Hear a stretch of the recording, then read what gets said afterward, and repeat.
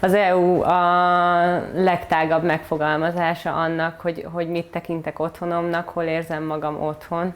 Az EU az ugyanúgy a része az identitásomnak, mint ahogy az, hogy Magyarországon élek.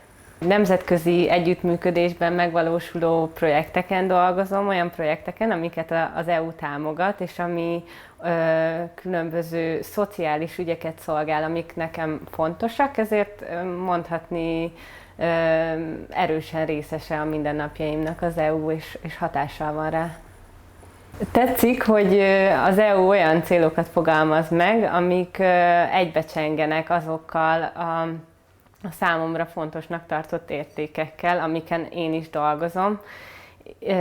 Gondolok itt főleg arra, hogy cél az, hogy olyan emberek, akik különböző országokból érkeznek, különböző kultúrával rendelkeznek, különböző nyelveket beszélnek, békésen élhessenek együtt, úgy, hogy nyitottak legyenek egymásra.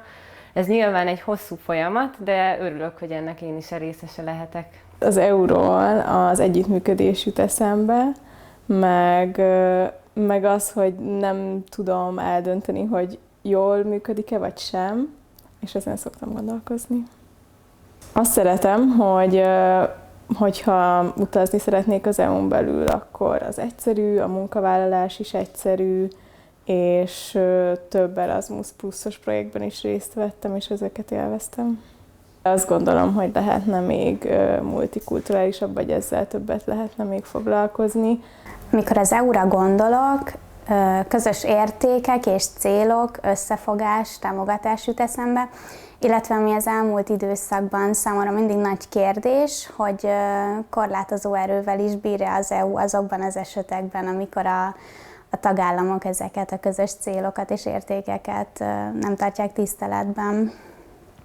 Az EU a mindennapi életem során mind szakmai, mind pedig magánéletben nagy szereppel bír.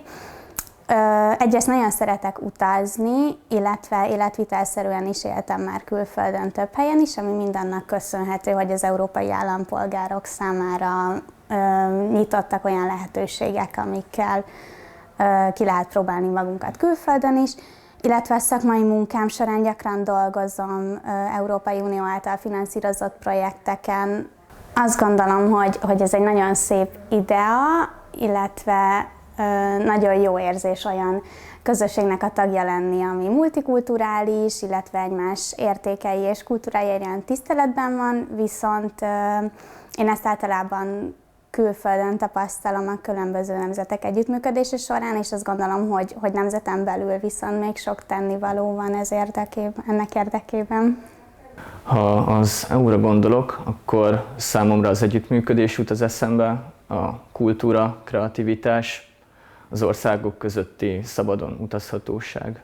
Nekem egy biztonságérzetet ad az EU a mindennapjaimba, egy olyan jelenség is, amit észre se veszek, például egy német csokit ugyanannyiba kerül a polcon, mint másik országokba, meg biztonságérzetet, hogy Magyarország nem válhat nagyon autokratikussá, olyan egyszerűen és következmények nélkül, szóval engem megnyugtat a mindennapi életbe. Szeretem az EU multikulturális szintjét, szerintem szép dolgokat lehet együtt megvalósítani más országok dolgozóival együttműködve.